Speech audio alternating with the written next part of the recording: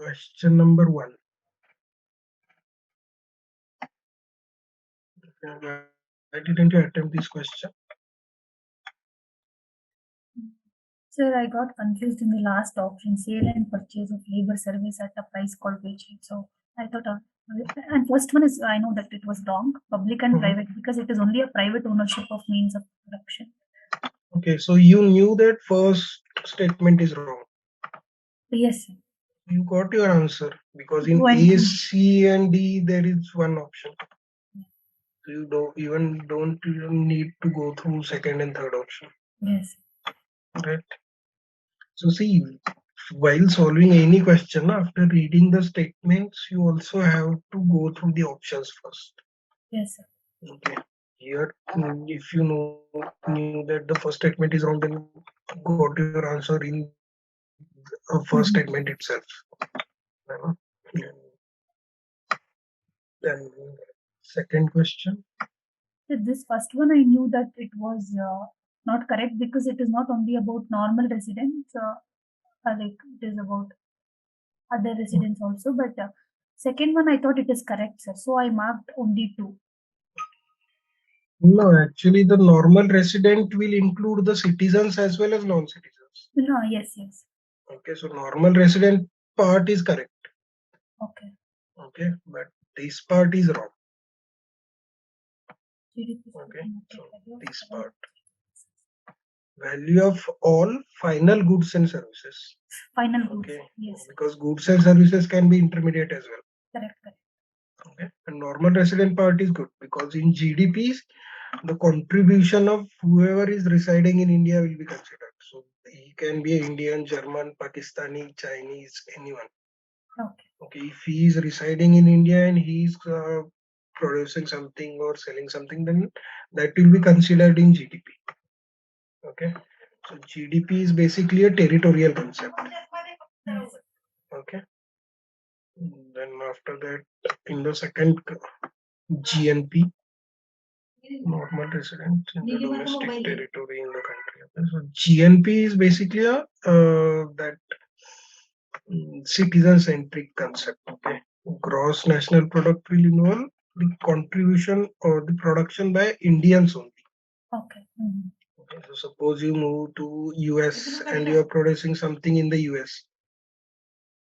Okay, then whatever you are contributing, that will be included in GNP, but not in GDP. Okay. Hello. Yes, sir. Is that concept clear? Yes, sir. GNP. So can you please repeat again? Okay. So GDP is territorial concept. Yes. Okay. So suppose you are from India and your friend is from China. Okay, and you set up 2 different plants. Okay. Okay, in your home city only. Okay, so she is a Chinese citizen. Okay, but whatever she has produced, so final goods and produce. Okay, final goods and services, not intermediate goods and services. So they will be included in GDP. Okay. Even if she is Chinese.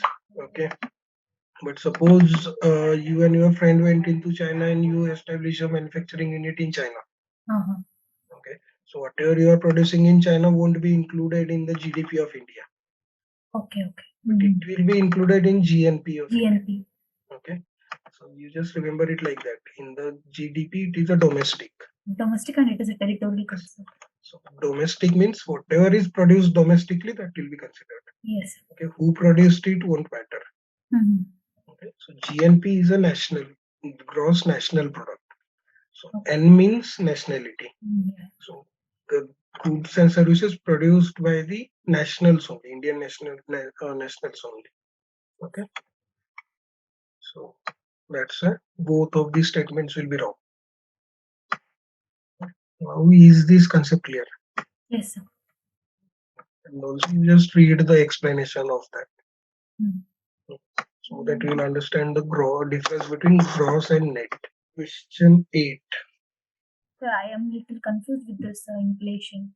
So I always get, even last time when I attended prelims, I think I need to get more clarity on inflation part. What do you mean by inflation? There is a devaluation of money. No. Yeah, inflation is basically devaluation, but in simple terms, inflation means a rise in prices. Yes, sir. Okay. So there are few factors which causes the rise in inflation. First is demand pull factor. Okay. So demand pull means demand and pull. So when the prices are pulled up by the demand. Okay. Suppose you take a wedding season. Okay. So generally the wedding season is in summer months. Yeah. So during that time, the prices of the all wedding halls or the wedding materials, that all goes up. Yes, right? sir. Because there is a huge demand. So whenever there is an increase in demand, the prices will rise. Yeah. So that is called as demand pull factors. Okay. And is cost push factors. Okay. So suppose in normal times there is a demand for 100 bikes. Okay. Okay. And company is also producing the 100 bikes. Okay. So there won't be any major change in the price because the demand is same as the supply. Yeah. But suppose there is a supply of only 50 bikes, but the demand is same 100. Or suppose suppose there are issues in the supply side. Like the demand supply is reduced by 50. So suppose there is a supply of only 50 bikes, and the demand is 100. Then in that case also price went up, right? Because the supply is low or the demand is high. Or suppose the prices of the raw materials increases. And suppose the prices of semiconductor increases, or suppose the prices of steel increases, that will also push the prices of the scooter into higher bracket. Okay. So suppose if the cost of raw material increases, then it will push the cost of the final material into higher bracket. So Yes. that will also cause the rise in prices. So that will also cause inflation. Okay. Hard Basically, the demand and supply will be equal, but as you told, if any raw material price increases, then yes, either supply decreases. Supply. Okay. Okay. Or raw material causes or the transportation causes increase. Suppose that there is an increase of price in petrol, then that will ultimately impact the prices of each and every good. Yes. Right. Like that. So if there are any issues in the supply side, so that will cause a cost push inflation. Because if there are issues in supply, then it will push the cost in higher bracket. Okay. And suppose there are any issue on the demand side, then it will be demand pull factors. Okay. And third option is monetary policy intervention by the central bank. What is the purpose of monetary policy? So again, this concept also I need to get clarity. The purpose of the monetary policy is to control inflation only. Okay. Okay. So suppose there is very high rate of inflation. Suppose if in case of very high case of inflation, what RBI does is, suppose it is due to the demand pull factors. Okay, demand pull factors means what? There is an increase in demand. Yes. When the demand of any particular product will increase, when people will have more money. Yes, yes. Suppose you have the crores of rupees and each person gets a higher income, then obviously demand of the products will also increase, and that will also cause the inflation. Okay. Basically, what that means is there is a more money in the market, which is causing the inflation. In that case, then RBI, what does RBI do? RBI just increase the interest rate. So RBI follows the contractionary monetary policy. So the contractionary monetary policy, what RBI does is RBI just sells the government bonds into the market. Okay, suppose RBI sold you the government bond. We'll obviously give the money to RBI. Yes. Right.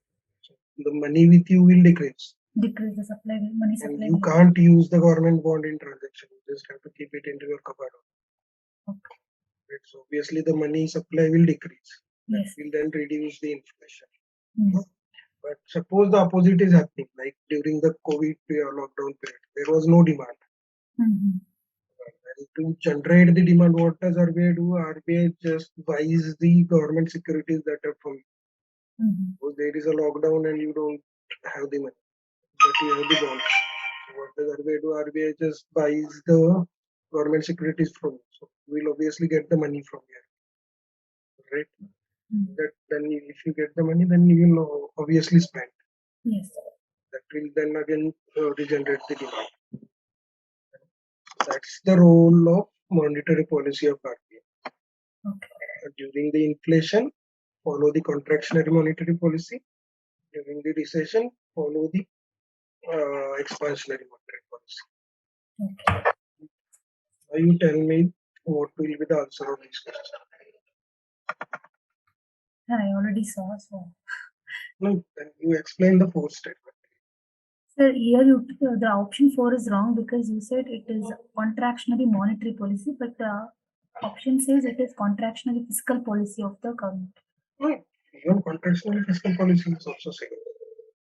It is also the same. Yes. So you just remove that fiscal policy and they are just put monetary policy.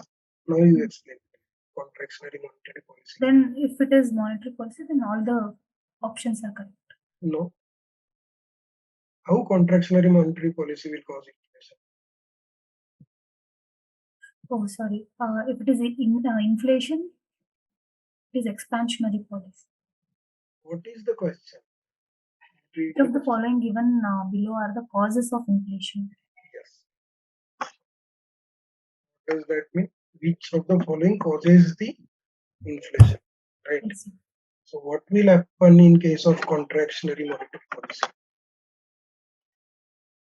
Sorry, sir, I didn't get it.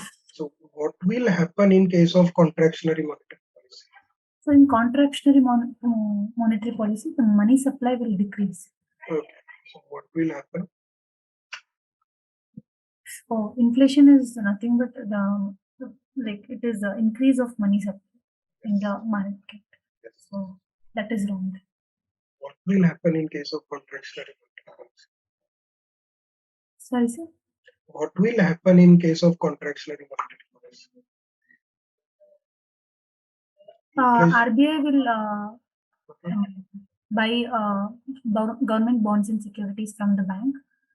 So RBI buys the government securities, then that will increase the money supply because RBI had to pay it to the banks. So see, RBI sells the. In simple term, you just remember it by visualization. Okay. So you consider yourself as the RBI government. Okay. Consider your best friend as the bank or anyone. You just remember. So contractionary monetary policy will means what? It will contract the money from the market. Yes. Right. So in that case, you just imagine if I sell the bond, government securities to my friend. Okay. I am RBI and I am selling government securities to my friend. Then friend's money will come to me. Yes, sir. Yeah. That will mean that money with her will decrease. Yes. That means the money in the market will decrease. Yes. Yes. That will be the contractionary monetary policy. By this visualization technique also, you can just figure out. Yes. If there is less money in the market, then obviously that will decrease the inflation. Decrease the inflation, yes. So monetary policy and fiscal policy, the purpose is similar. Okay. In expansionary, only difference is the fiscal policy is concerned with the expenditure by the government. Expenditure. Yes. Monetary policy is set by RBI. Okay. But fiscal policy is set by the government. Okay. So in expansionary monetary policy, what does government do? Government spends extra money to generate the demand. You know? So for example, during the COVID period, okay, so different governments give the different reform packages, no? So to boost the demand. Yeah. Like that. And in contractionary monetary policy, when there is excessive money in the market, government just reduces its expenditure. Contractionary monetary policy. So here the answer will be 1, 2, 3. Yes. So you just revise it again and again in your mind. What will happen in contractionary monetary policy? What will happen in expansionary monetary policy? Like that. Because you will be getting at least 2 questions on the concept of inflation and the expansionary and monetary policy. Yes. Question number 9. Yes, sir. Why didn't you attempt this question? I didn't attempt. Yeah, I was a little confused with this term called deflationary gap and inflationary gap, so I was not aware. What do you mean by inflation? Inflation means basically what? Rise in. What do you mean by inflation? So rather, like more supply of money in the market. Yes. Or there is excessive demand. Excessive demand. Yes. There is an excessive demand. In that case only, you will have the inflation. Okay. Right? So now just read the options and tell me the answer. Just apply the logic. Inflationary gap is a situation which arises when aggregate demand in the economy is short. It is not short, it is more. Yes. Yes. Right. So that means that second statement is wrong. Yes. Okay. So demand in the economy should be more than the supply. Yeah. In that case only the prices will increase. Yes. Right. So, and see, both the statements are contradictory. Okay. Yeah. If this is the definition of the inflationary gap, right? Demand in the economy exceeds the supply. That means they are just reversed. These both statements. So if the statement 1 is wrong, statement 2 is wrong, then statement 1 must be wrong. Yes. Right. If statement second is right, then first will also be right. Yeah. Yes. You can just apply that logic. Even if you don't know the exact definition of the inflation gap, then also you just know that inflation. This word you know. Okay. You know the meaning of that. That demand is more than supply. Even opposite. Like that. So, for clearing the prelims, you don't need to have the exact, or you don't need to remember the exact definition of the thing. Okay. Yes, sometimes in around 20 to 25 questions, you have to solve the application of the logic. Okay. Then question 10. Now you tell me the answer of this. Cost push factors of inflation. So 2, 3, 4 is correct. So cost push factor means we already discussed. No? Demand pull factors and cost push factors. Yes, sir. Cost push is like the demand and supply almost remains the same, but no. The raw material or anyone. Raw material or supply side is impacted. Okay. Okay. If the supply side is impacted, then it will cause the cost push factor. Yes. Sir. Okay. Suppose daily you are receiving 10 packets of the milk, and on the next day, suppose from next day onward, suppose you are receiving only 5 packets a day. That will mean the supply side issue. So if you are only receiving the 5 packets, then obviously its price will increase. Okay. Or suppose if the transportation cost increase or any raw material cost increase, then that will also cause the supply side issue. Whenever there is a issue with supply side, that will cause the cost push inflation. Yes. Right. Against the headline inflation, it's not aware of this definition. So, do you remember our orientation call where I told you about our core subjects? Yes. What are our core subjects? The polity, history, economics, and geography. Yes, so that means that only some subjects are core. Yeah. Right, not all subjects. Similarly, in inflation also there are 2 types. Okay. One is headline and second one is core. Second one is? core inflation. Core inflation, okay. Right? So in core inflation, they only include the core sectors. Okay. So they exclude the sectors where there is a seasonal fluctuation. Okay, or there is a very what you can say, or there is various fluctuation in that. Okay. So these sectors they just exclude that. And only the core sector where there is a relatively stable price that are included in core. Like we include only 4 subjects in our core. Yes. And in headline, they include everything. For example, core inflation. Sorry. For core inflation, what can be the examples? For core inflation, they just exclude the food and fuel because the prices of food are based on seasonally fluctuating. Yes. Same for fuel. Fuel prices are also very much fluctuating based on the global markets and all. Right? That's why they exclude the food and fuel and consider all the remaining items in the core. Okay. For example, your inflation is measured by CPI, WPI. There is a basket of goods. In CPI, they have divided their goods in around 6 categories, I guess. Just revise it. And for WPI also, they have divided into 4 categories. If you are measuring the headline inflation, then whatever goods are there in that basket, they all will be covered. So around 700 something goods are there in CPI basket. So they all will be covered. Prices of the covered in headline. But in core, the food and fuel items will be excluded and the remaining will be covered. You just remember it by that trick. Our core subjects are only 4. Yes. Similarly, in the core inflation, only some sectors will be included, and food and fuel will be excluded. Yes. Yes. So now you tell me the answer of 30.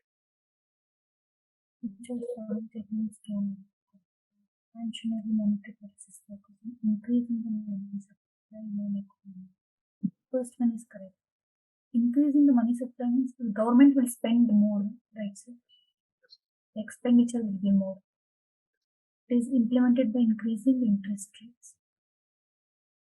Interest rate here means the interest rate which you have to pay on the loans. Pay on the loans. Okay. Take from the bank. Now think logically. Now apply the logic. So can you be little audible so I can't hear you properly? So interest rate here means the interest rate which you have to pay on the loans which you get from the banks. Okay. Now apply the logic.